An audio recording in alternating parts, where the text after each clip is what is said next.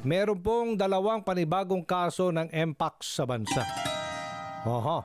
Pareho po sa Metro Manila ang mga pasyente na nakita ng sintomas ng Mpox gaya ng rashes sa iba't ibang bahagi ng katawan at lagnat.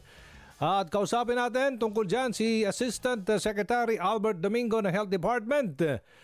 Sec Domingo, magandang umaga. This is Aljo Bendijo. Sa ngalan ni Kong Erwin Tulfo, naka-live na tayo sa PTV at Radyo Pilipinas sa Punto Sintado Reload. Sec?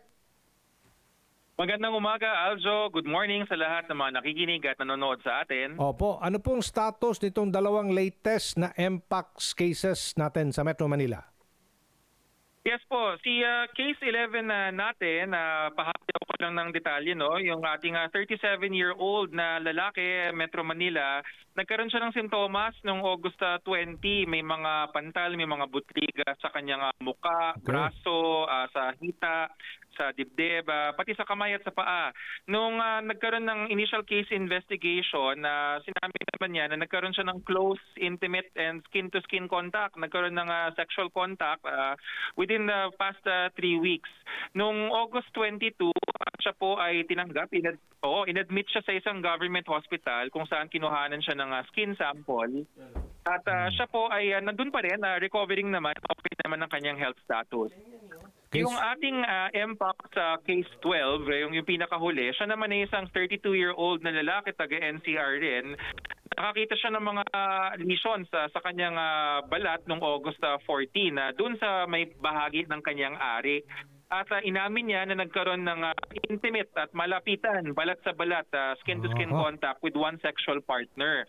Akala niya nung unang konsultasyon niya sa outpatient clinic ay bacterium. Pero nung tumagal, hindi gumagaling kahit nabigyan na antibiotics. So nung nagpa-check siya uli, kinuhanan siya ng skin sample, pinadala sa RITM, ayun, nag-positive. Case 12, yung pinakahuli ay pinauwi. Allowed siyang umuwi kasi malakas naman yung pangangatawan niya, walang ibang sakit. So okay siyang umuwi.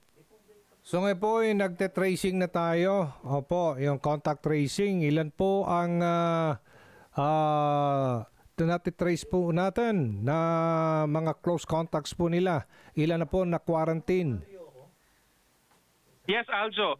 Mabibigyan ka ng update dyan doon kay Case 10. Kasi Okay, yung Case 10. nag-feedback na sa atin ng Quezon City. Si Case 10, 47 na close contacts ang nahanap nila at lahat ay nag-report back na uli. Nagsasabi naman ng kanilang status at wala namang simptomas na nangyayari. Itong si Case 11 and 12, ongoing to, no? So, na-notify na yung mga local government units at sila ay kasalukuyang gumagawa ng contact tracing. At pag naging available yung information, they will most likely release first at makakarating sa amin. We will relay to you. Okay, wala namang travel history. Ito mga si case 11 and 12 and 10? Wala silang travel history. Okay. Also, yan nga ang sinasabi namin ni SEC na mukhang meron talaga tayong tinatawag na local community transmission. Pero ang mahalagang tandaan, natin na may community transmission ay ang Clade 2. Ang Clade 2 ay ang mas banayad na version ng Mpox. Yung ating medyo ikinababahala na wala pa naman sa Pilipinas, yung Clade 1B. Yun yung nasa Africa na kumakalat ngayon doon na meron palang 2 kasong nakalabas ng Africa, yung isa nasa Europa at yung isa ay nasa Thailand. Pero sa atin, sabi nga ni SEC, based on the data, mukhang ito yung dati pa, yung luma na Clade na umikot noong 2022 at 2023, hindi siya tuluyang nawala. Ngayon, nahuhuli natin kasi mas alerto tayo. So walang kaugnayan ito sa outbreak sa Republic of Congo sa Africa? O walang kaugnayan ito? Sa ngayon, sa ngayon, Aljo, wala pa. Sabi nga namin, kami na mismo yung nagko-caution na oras lang ang binibilang natin. Kaya nating patagalin, pero mahirap siyang sanggain dahil sa interconnectivity ng ating lipunan dahil sa global air travel, etc. So we are very careful and we will do our best. Yung quarantine po, no? So nag-screening, yung thermal screening, para bang mga panukala ngayon at ginagawa naman nila dati pa yan pagka yung mga traveler nanggagaling sa mga lugar like sa DRC, Democratic Republic of the Congo, pinapayagan naman sila makapasok pero ini-inspect yung kanilang mga braso, yung kanilang exposed skin areas para merong tayong vista kung meron ba siyang mga butik o wala. Opo, ano pong gamutan nito? Pwede ho ba itong self-medication lang?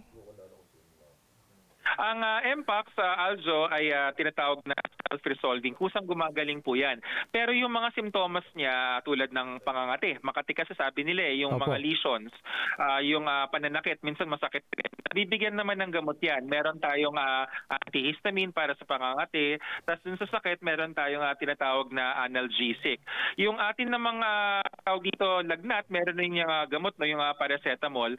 So yan yung mga pwede nating gawin. Tapos yung virus, sarili na siyang gagaling at mawawala. Okay, very good. Okay.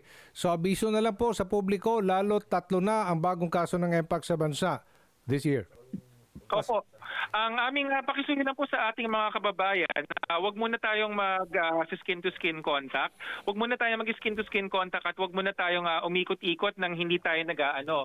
Kasi kapag nangyari yon, mahahawa tayo sa ating Mpox. Mas maganda kung tayo ay mag-ingat, magsuot ng long sleeves, magsuot ng jacket para hindi dumidikit yung balat natin sa isa't isa. Yun po ang pag-ingat sa Mpox. Hindi siya airborne. Nagsusuot lang tayo ng face mask kung magkakalapit, sobrang magkatutok yung mga mukha natin at nag-uusap ganyan. Pero in public, hindi naman po siya nadadala ng hangin. Alright, maraming salamat DOH spokesperson Asag Albert Domingo. Good morning. Salamat po, Aljo. Good morning.